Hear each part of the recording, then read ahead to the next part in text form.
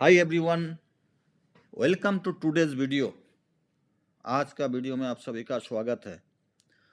आज हम डिस्कशन करेंगे फिक्स डिपॉजिट में इन्वेस्टमेंट किया जाए या म्यूचुअल फंड में इन्वेस्टमेंट किया जाए। दोनों का एक तुलनात्मक अध्ययन करेंगे, एक तुलनात्मक डिस्कशन करेंगे ताकि हम ये समझ सके कि हमको फिक्स डिपॉजिट में डिपॉजिट करना है या म्यूचुअल फंड में इन्वेस्टमेंट करना है। ये एक कम्प्लीटली एजुकेशनल वीडियो है।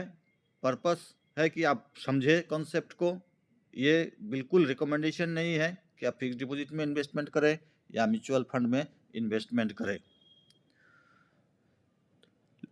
सभी से रिक्वेस्ट है कि वीडियो को पूरा देखें, पूरा सुने, ताकि आप सही डिसीजन ले पाए, सही जगह पर इन्वेस्टमेंट कर सके और सही रिटर्न मिल सके। कहाँ डिपॉजिट करना है या इन्वेस्टमेंट करना है, ये डिपेंड करता है आपका फाइनेंशियल गोल पर, आपका रिस्क लेने की कैपेसिटी पर। तो पूरा समझकर अपना फाइनेंशियल गोल को देखते हुए आप इन्वेस्टमेंट डिसीजन ले। चलिए अब हम लोग देखते हैं कि दोनों का कंपैरिजन करते हैं। फिक्स डिपॉजिट जैसा हम जानते हैं कि हमको बैंक में, पोस्ट ऑफिस में या फाइनेंशियल इंस्टीट्यूशन में जाके जमा करना होगा, और बैंक में मतलब इन्वेस्टमेंट करेंगे, पोस्ट ऑफिस में इन्वेस्टमेंट करेंगे। म्यूचुअल फंड कहाँ इन्वेस्ट होता है? म्यूचुअल फंड में जो भी इन्वेस्टमेंट करेंगे वो इक्विटी मार्केट में जाएगा, मेनली इक्विटी में इन्वेस्ट होगा। कितना इन्वेस्टमेंट कर सकते हैं? फिक्स डिपॉजिट लमसम अमाउंट कोई भी, एक मुश्त में 5,000, 10,000, 20,000, 50,000, 1 लाख, 2 लाख, 5 लाख, एक मुश्त अमाउंट को हम निश्चित अवधि के लिए 3 महीना हो सकता है, 6 महीना, 9 महीना, 12 महीना, 2 साल, 3 साल, 5 साल, 10 साल तक में हम जमा कर सकते हैं। इसमें हम मंथली बेसिस में भी जमा करके फिक्स डिपॉजिट का रेट ऑफ इंटरेस्ट अर्न कर सकते हैं आरडी के रूप में। 1,000 रुपया, 2,000, 5,000, 10,000, जो भी जितना भी आप मंथली उसको रेगुलर इन्वेस्टमेंट कर पाएँ उतना का आप आरडी खोल के भी फिक्स डिपॉजिट का रेट ऑफ इंटरेस्ट के हिसाब से आपको अर्निंग हो सकता है। इसको अपोजिट में म्यूचुअल फंड में भी आप लमसम जमा कर सकते हैं, एक मुश्त 5,000, 10,000, 20,000, 50,000, 1 लाख, 2 लाख, 5 लाख, जितना भी है आप एक मुश्त भी जमा कर सकते हैं। और मंथली बेसिस में भी आप जमा कर सकते हैं एसआईपी के माध्यम से। अब जो है आप रेगुलर बेसिस में भी 1,000, 2,000, 5,000, 10,000, 20,000 जो भी मंथली आप सेव कर सकते हैं, बचत कर सकते हैं, उसको इन्वेस्ट कर सकते हैं, उतना का एसआईपी भी खोल सकते हैं। फिक्स डिपॉजिट में इनकम जो है आपका रेट ऑफ इंटरेस्ट पर डिपेंड करेगा।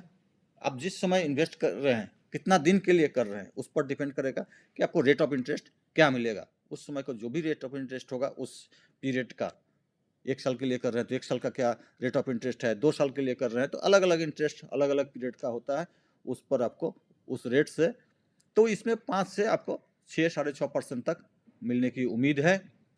और म्यूचुअल फंड में जो है आपका कोई फिक्स्ड इनकम नहीं है, मतलब हम ये नहीं बोल सकते हैं कि 5% मिलेगा, 6% मिलेगा, लेकिन प्रोबेबिलिटी जो है फिक्स डिपॉजिट से इसमें हायर है, ज़्यादा है। हायर रहेगा तो ऑटोमेटिक है, रिस्क भी ज़्यादा होगा। लेकिन म्यूचुअल फंड जो मैनेज करते हैं, वो फंड मैनेजर जो है, जो भी है, उनको जो है ये फंड को डाइवर्सिफाई करके रखते हैं, अलग अलग सेक्टर में, अलग अलग जियोग्राफिक रीजन में, अलग अलग इंडस्ट्री में वो इन्वेस्टमेंट करते हैं, ताकि ये रिस्क जो है उसको कम किया जा सके, मिनिमाइज किया जा सके। लॉक इन पीरियड कितना दिन का है? फिक्स डिपॉजिट में लॉक इन पीरियड नहीं है। अगर आप टैक्स सेविंग स्कीम में जमा कर रहे हैं, उस केस में जो है आपका लॉक इन पीरियड 5 साल का है। और अगर आप ऐसे कोई भी fix deposit, normal fix deposit में कर रहे हैं तो लॉक इन पीरियड नहीं है, कोई भी टाइम में जाके आप निकाल सकते हैं, लेकिन बैंक पेनल्टी चार्ज करते हैं जो कि नॉमिनल होता है।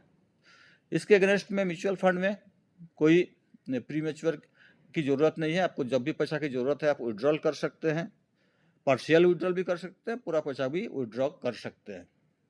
तो इसमें प्रीमेच्योर का कोई ज़रूरत नहीं है। अब म्यूचुअल फंड में जैसे फिक्स डिपॉजिट में 5 to 6 या 6.5 रिटर्न, मतलब रेट ऑफ इंटरेस्ट अर्निंग हो सकता है, इतना परसेंट पर एनम आमदनी इनकम हो सकता है। तो म्यूचुअल फंड का जो है लास्ट 3 इयर्स का जो एवरेज अगर आप देखेंगे तो 10 to 14% के आसपास रिटर्न आया है। यही फ्यूचर में भी कंटिन्यू करेगा, कोई ज़रूरी नहीं है, इससे ज़्यादा भी हो सकता है, कम भी हो सकता है। अब जो फिक्स डिपॉजिट में आप इनकम करेंगे वो टैक्सेबल है, जो भी रेट ऑफ इंटरेस्ट आप जो भी आप इंटरेस्ट अर्न करेंगे वो टैक्सेबल है। अगर आपका जो स्लैब में है, इनकम टैक्स रूल के हिसाब से जो स्लैब में है उस हिसाब से जो भी टैक्स अमाउंट होगा वो पेमेंट करना है। अगर आपका टैक्स के दायरे में नहीं आ रहे हैं लेकिन आपका रेट ऑफ इंटरेस्ट आपका इंटरेस्ट अगर 40,000 पर फाइनेंशियल ईयर में या 50,000 इनकेस आप अगर सीनियर सिटीजन है 50,000 से ज़्यादा हो रहा है, तब उस केस में आपको TDS बैंक डिडक्ट करेगा। TDS मान लीजिए आपका इनकम टैक्स के रूल के हिसाब से आप उसमें नहीं आ रहे हैं, तो TDS को बचाने के लिए हमको फॉर्म 15G या फॉर्म 15H को जमा करना है। वो हर फाइनेंशियल ईयर में जमा करना है। एक बार जमा किए मतलब उस फाइनेंशियल ईयर के लिए आपका टैक्स डिडक्ट नहीं होगा, अगला फाइनेंशियल ईयर में जाके फिर आपको फॉर्म 15GH जमा करना है। म्यूचुअल फंड में जो गेन होगा वो आप शॉर्ट टर्म गेन और लॉन्ग टर्म गेन के रूप में देखेंगे। अगर 1 साल से पहले आप उसको विड्रॉ कर रहे हैं, निकाल रहे हैं, और कैपिटल गेन जो होगा उस पर 15% प्लस सीस 4% सीस के हिसाब से आपका टैक्स डिडक्ट होगा। अगर आप 1 साल के बाद निकालते हैं, 1 साल और उससे ऊपर में निकालते हैं, उस केस में इसको लॉन्ग टर्म ट्रीट किया जाएगा और उसका जो टैक्स का दर होगा वो 10% प्लस सीस 4% सीस हिसाब से डेबिट होगा। आप फिक्स डिपॉजिट को सिंगल नाम से भी कर सकते हैं, जॉइंट नाम से भी कर सकते हैं।